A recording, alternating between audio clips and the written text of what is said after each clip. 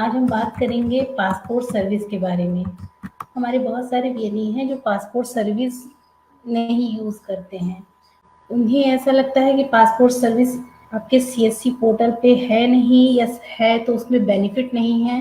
तो यहाँ पे मैं आपको बता दूँ, हमारी पासपोर्ट सर्विस हमारे डिजिटल सेवा पोर्टल पर लाइव है और इसमें आपको बेनिफिट भी है। बेनिफिट ये है कि इसमें आपको यहाँ से आप पासपोर्ट सर्विस करते हैं, ब्राउज़र आपका हमेशा ही मौजिला रहता है और साइट पे कभी पेमेंट फँस जाता है या आपको क्लियर नहीं होता है। यहाँ पर आपको एक बार क्लियर पेमेंट हो जाता है तो वो फँसता नहीं है।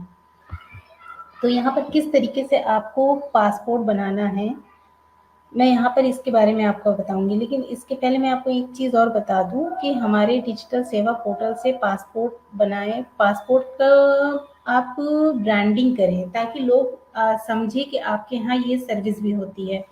आप कि हमारे सीएससी पोर्टल से बहुत सारी सर्विसेज़ हैं, अगर आप उनका प्रचार नहीं करेंगे तो लोग आप तक की इस सर्विस के लिए नहीं आ पाएँगे। तो आप इसका प्रचार भी करें, इसका बैनर भी लगवाएँ ताकि लोग आज समझ सकें कि आपके यहाँ से पासपोर्ट की सर्विस मिलती है, तभी वो लोग आपके यहाँ अप्रोच करेंगे। आपको पासपोर्ट कैसे बनाना है, इसके लिए आप डिजिटल सेवा पोर्टल पर जाएँगे, लॉगिन करेंगे। लॉगिन करने के बाद आपको यहाँ सर्च बार में पासपोर्ट सर्च करना होगा। इस तरह से आप पासपोर्ट सर्च करेंगे। पासपोर्ट सर्च होने के बाद आपको इस तरीके का एक आइकन दिखेगा, इस पर क्लिक हियर पे क्लिक करेंगे। क्लिक करने के बाद आपको ये यहाँ पर आपको आरपीओ सेलेक्ट करने के लिए आएगा। यहाँ पर आप अपना आरपीओ सेलेक्ट करेंगे। गो टू सेलेक्ट करने के बाद गो टू डिजिटल सेवा, गो टू पासपोर्ट सेवा पे क्लिक करेंगे। ये पेज रीडायरेक्ट होके आपको पासपोर्ट की वेबसाइट पर लेकर आएगा। यहाँ पर आपको apply for fresh passport, reissue passport या apply for police clearance certificate, apply for background verification of GP, apply for diplomatic official passport. यहाँ पर आप व्यू सेव्ड सबमिटेड एप्लीकेशंस, यहाँ पर ये चेक कर सकते हैं कि आपने कितने कब पासपोर्ट बनाए हैं। ये वेबसाइट पूरी आपकी पासपोर्ट की ही वेबसाइट है, इसमें कोई भी एडिटिंग नहीं है, सारा आपका पासपोर्ट की वेबसाइट है। यहाँ पर आपकी लॉगिन आईडी शो करती है, जो भी आपकी सीएससी आईडी होती है। आपको नया पासपोर्ट अप्लाई करना है, apply for fresh passport, reissue passport पे क्लिक करेंगे। Click here to fill the application form online, इस पर क्लिक करेंगे। क्लिक करने के बाद यहाँ पर आपसे किस तरीके का आप पासपोर्ट बना रहे हैं ये इंक्वायरी की जाती है।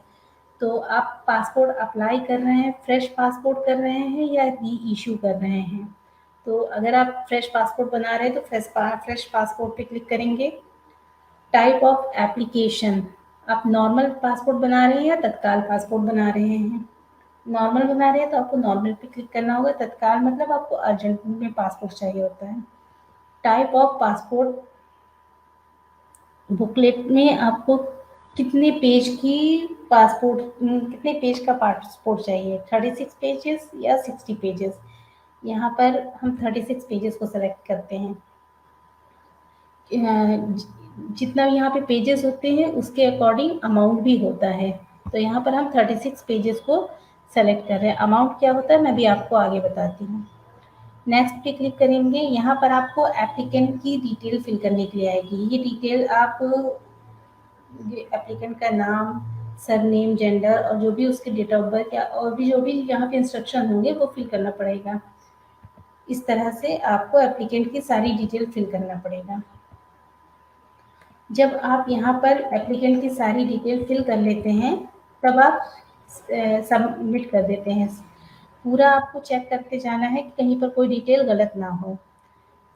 व्यू सेव सबमिट एप्लीकेशन पे जाके आप इस तरीके से यहाँ पर आपको सारी डिटेल भरनी होती है। जैसे पासपोर्ट टाइप में एप्लीकेंट की पूरी डिटेल रहेगी, फैमिली डिटेल में उनकी फैमिली से रिलेटेड जो भी डिटेल होगी वो रहेगी।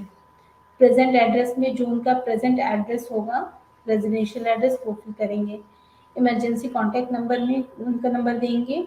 आइडेंटिटी सर्टिफिकेट, पासपोर्ट डिटेल्स यहाँ पर क्लिक करेंगे। अदर डिटेल्स आएंगी, वो फॉर्म आपको पेज फिल करना है। पासपोर्ट डिटेल वेरिफिकेशन वहाँ पर आएगा, वो आपको क्लियर करना होगा। सेल्फ डिक्लेरेशन देना होगा। सेल्फ डिक्लेरेशन देने के बाद आप इस तरीके से ब्लू सेट सबमिट एप्लीकेशन पे जाके अपना एप्लीकेशन चेक कर सकते हैं कि आपने जो एप्लीकेशन किया है वो कहाँ पर है। इसके बाद आपको पेमेंट करना होता है। यहाँ पर आप एप्लीकेशन पे क्लिक करके, अगर आपके पास बहुत सारे ARN हैं या आपने काफ़ी पासपोर्ट अप्लाई कर चुके हैं और वो सारे ARN नंबर हैं और आपको सर्च करना है, तो आप ARN नंबर से यहाँ सर्च बार पे क्लिक करके भी अपना ARN सर्च कर सकते हैं। यहाँ पर आपने वो ARN ओपन किया, नेक्स्ट किया, उसके बाद आप पेमेंट करते हैं, ताकि जिस कंज्यूमर का आप पासपोर्ट अप्लाई कर रहे हैं वो वेरिफिकेशन के लिए पासपोर्ट ऑफिस जाके अपना डॉक्यूमेंट वेरिफिकेशन करवा सकें। नेक्स्ट करेंगे, उसके बाद आपको पेमेंट करना होगा। यहाँ पर आपका पेमेंट CSC पोर्टल से 100 रुपीज़ कटता है, जो कि आपको कंज्यूमर से लेना होता है। और इसके बाद यहाँ पर आपको आपका कमीशन भी मिल जाता है, 43 रुपीज़ आपका इस पे चार्जेस कटता है। यहाँ पर आपको जो भी आपको शेड्यूल चाहिए, जहाँ के लिए भी आप जिस भी डेट में आप वहाँ अवेलेबल होंगे और पासपोर्ट ऑफिस में, यहाँ पे वो शेड्यूल मिलेगा। वो शेड्यूल सेलेक्ट करके आप अपॉइंटमेंट ले सकते हैं। आपके यहाँ पर पासपोर्ट अप्लाई करने की जो फीस होती है वो आपकी 43.64 होती है। 56.36 ये आपका कमीशन होता है। पुलिस क्लियरेंस के लिए भी आपका 43.64 ये आपके वॉलेट से कटता है और 56.36 ये आपका कमीशन होता है। पासपोर्ट सर्विस में आपका कमीशन स्ट्रक्चर कुछ इस तरह से होता है। फ्रेश पासपोर्ट के लिए आपको जो ऑनलाइन पेमेंट करना होता है, CSC पोर्टल से आपका 100 रुपीज़ ही कटता है, लेकिन उसके अलावा जो पासपोर्ट को फी पेमेंट होता है वो आपका 1500 रुपये होता है 36 पेजेस के लिए, और 2000 रुपये आपका अगर आप एडिशनल तत्काल फीस जो होती है वो आपकी 2000 रुपये होती है। और 60 पेज के लिए आपका 2000 रुपये कटता है, तत्काल में भी आपका 2000 रुपये कटता है। Fresh passport, reissue passport, minor below 18 of 50 years validity for till the minor, इसमें आपका 1000 रुपये कटता है रीइश्यू पासपोर्ट के लिए, और यहाँ पर आपका तत्काल में आपका 2000 रुपये फीस कटती है। ये आपको फीस स्ट्रक्चर आप चाहे तो आपको पासपोर्ट की वेबसाइट पर भी आप चेक कर सकते हैं। जो आपका कमीशन है ये फीस स्ट्रक्चर होता है, जो कि आपको इन सर्विसेज के लिए आपको पे करना होता है। ये सारा पेमेंट आपका वॉलेट से नहीं कटता है, ये आपका ऑनलाइन पेमेंट कटेगा आपकी नेट बैंकिंग, डेबिट कार्ड या क्रेडिट कार्ड से, जो भी आपके पास अवेलेबल है आप उसके थ्रू इसका पेमेंट कर सकते हैं। आप लोगों की तरफ से कुछ क्वेरीज आती हैं, जैसे आप डुप्लीकेट पासपोर्ट क्या अप्लाई कर सकते हैं?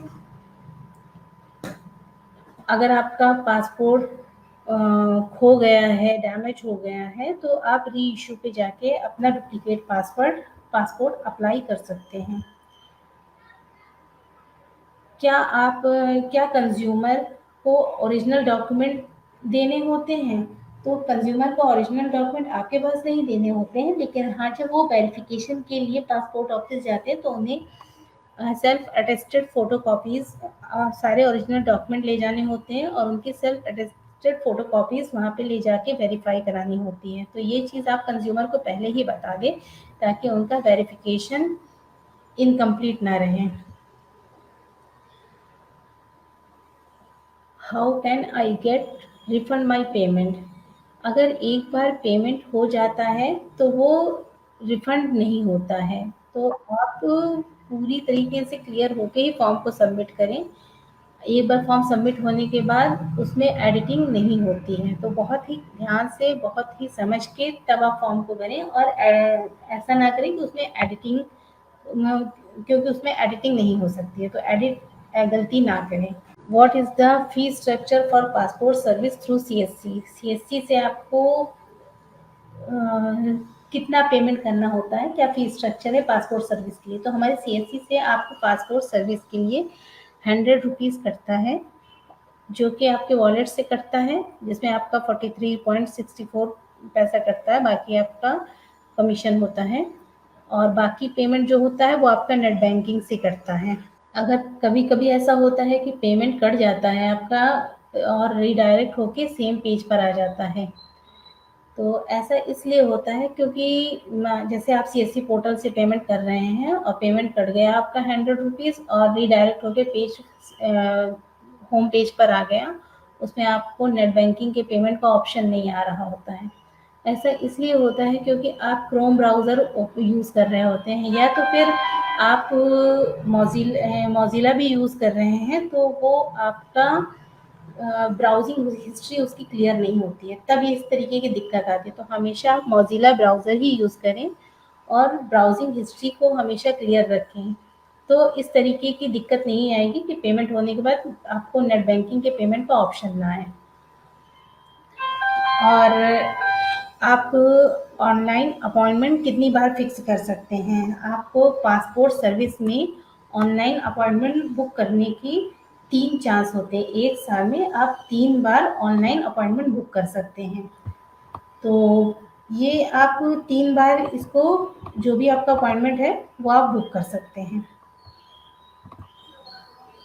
इसके अलावा कभी-कभी आपको what can I do if authorization fail, अगर आपको ऑथराइजेशन फेल का का एरर आता है, तो इसके पीछे रीज़न ये होता है कि आप जो नेटवर्क यूज़ कर रहे हैं पासपोर्ट बनाने के लिए, पासपोर्ट सर्विस को यूज़ करने के लिए, वो आप नेटवर्क आईपी लगातार चेंज हो रही है, कि आपने अप्लाई किसी पे किया और पेमेंट के लिए कोई और सिस्टम यूज़ कर रहे हैं, इस तरीके की अगर एक्टिविटी होती है तो कभी-कभी ये ऑथराइजेशन फेल का एरर आ जाता है, या आपका जियो का नेटवर्क कभी-कभी इश्यू करता है, या आप मल्टीपल सिस्टम यूज़ कर रहे हैं, इस तरीके के इश्यू आते हैं। अगर होते हैं तो ऑथराइजेशन फेल का एरर आता है। और आपको इसलिए आपको ध्यान रखना है कि आप सिंगल नेटवर्क, सिंगल सिस्टम का यूज़ करें जब आप पासपोर्ट सर्विस को यूज़ कर रहे हों। पासपोर्ट की सर्विस आपकी अच्छी सर्विस है, काफ़ी लोग पासपोर्ट बनवाना चाहते हैं, बनवाने के लिए दूर-दूर तक जाते हैं, या वो बहुत जगहों पर बहुत एक्स्ट्रा पेमेंट खर्च किए करके पासपोर्ट के लिए अप्लाई करवाते हैं। लेकिन अगर आप अपने सीएससी सेंटर पर ही पासपोर्ट सर्विस की ब्रांडिंग करेंगे, लोगों को जागरूक करेंगे इसके बारे में कि आपके यहाँ भी ये काम होता है, तो लोग आपसे करवाएँगे। तो आप अपने सेंटर पर पासपोर्ट सर्विस का बैनर लगाएँ, उसको प्रमोट करें ताकि लोग आपके यहाँ से इस सर्विस को यूज़ करें। पासपोर्ट सर्विस में अगर आपको कहीं कोई इश्यू आता है तो आप मेरी ईमेल आईडी nazni.begum@csc.gov.in इस वाली मेल आईडी पर आप हमें मेल कर सकते हैं।